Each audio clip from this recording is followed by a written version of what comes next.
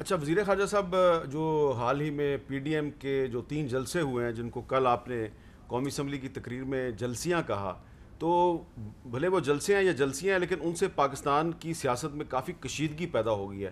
تو یہ جو ہم جن معاملات پر بات کر رہے ہیں کہ ہندوستان بھی ہمارے خلاف سازشیں کر رہا ہے اور پاکستان کے خلاف اور بھی بہت سی سازشیں ہو رہی ہیں، تو اس صورتحال میں آپ نہیں سمجھتے کہ اس پاکستان کے اندر جو داخلی کشیدگی ہے اس کو کم کرنے کی ضرورت ہے اس وقت؟ میر صاحب، اس میں کوئی شک و شبہ نہیں ہے. داخلی کشیدگی کو کم کرنے کے لیے ہم تیار ہیں، اور ہمیں اس میں کوئی رکاوٹ ہمارے سامنے نہیں ہے. سوال یہ ہے، وہ آئیں بتائیں وہ چاہتے کیا ہے. یہ کہہ دینا کہ ہم ایک منتخب حکومت کو تسلیم نہیں کرتے، ہم اس مینڈیٹ کو تسلیم نہیں کرتے جس کو دنیا نے تسلیم کیا ہے، یہ تو بے معنی سی بات ہے. اور اگر یہ روش ہمارے ہاں پڑ گئی تو اب خدا خدا کر کے ہمارے ہاں ایک روایت آئی ہے، ایک ٹرانزیشن ہوا ہے from a elected political government to the other elected political government. اور آپ نے دیکھا کہ 5 سال پیپلز پارٹی کے حکومت کے پورے ہوئے، پھر 5 سال نون کے پورے ہوئے.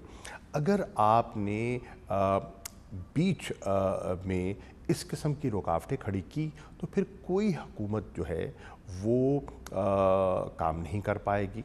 اگر آپ کسی حکومت کو غیر آئینی طریقے سے، آئینی گنجائش تو موجود ہے لیکن غیر آئینی طریقے سے آپ اس کو ڈیسٹیبلائز کریں گے، آپ کہیں گے ہم ان کو گھر بھیجنا چاہتے ہیں، تو کل کو فرض کیجئے جس کے امکانات مجھے دکھائی نہیں دیتے، پر فرض کیجئے آپ منتخب ہو کر آ جاتے ہیں، تو آپ کو کون تسلیم کرے گا؟ آپ کے مینڈیٹ کو کون تسلیم کرے گا؟ اسی چیز کو بنیاد بناتے ہوئے ہم نے تجویز پیش کی تھی کہ آئیے انتخابات کے بارے میں اگر آپ کو کوئی شک و شبہات ہیں، ان میں اصلاحات چاہتے ہیں، الیکٹورل ریفارمز چاہتے ہیں، تو آئیے بیٹھ کے بات کریں تاکہ ہم ہمیشہ کے لیے ایک ایسا نظام استوار کریں جس پہ سب کو اعتماد ہو. اس پہ 2 دفعہ ان کو دعوت بھی دی گئی. گلگت بلتستان کے انتخابات ہو رہے ہیں، ہم نے کہا اسی کو بنیاد بنا لیں، آئیے اس پہ ہم ایک کچھ حدود و قیود طے کر لیتے ہیں اور ہم ایسے اقدامات مل کے اٹھا لیتے ہیں جس سے آپ کی تسلی ہو جائے. کیونکہ کل کو نتائج کوئی ایسے نکلتے ہیں جو آپ کے من پسند نہیں ہیں تو آپ وہاں بھی رخنہ اندازی شروع کر دیں گے، آپ اس علاقے کو ڈیسٹیبلائز کرنا شروع کر دیں گے. یہ ملک کے مفاد بھی نہیں ہے. انتخابات ہونے ہیں، انتخابات ایک جمہوری عمل ہے، آئیے مل بیٹھ کر اس کا راستہ تلاش کریں. ہم ہر ایشو پر، ہر قومی نوعیت کے ایشو پر ان سے بات کرنے کے لیے تیار ہیں، لیکن اگر وہ اس پریشر کو وہ بلڈ کر کے استعمال کرنا چاہتے ہیں اپنی کوئی ذاتی ریلیف کے لیے، اگر وہ چاہتے ہیں کہ اس کی وجہ سے وہ کوئی جو احتساب کا عمل ہے اس سے وہ نجات چاہتے ہیں، یہ کیسز ہمارے بنائے ہوئے تو ہیں ہی نہیں.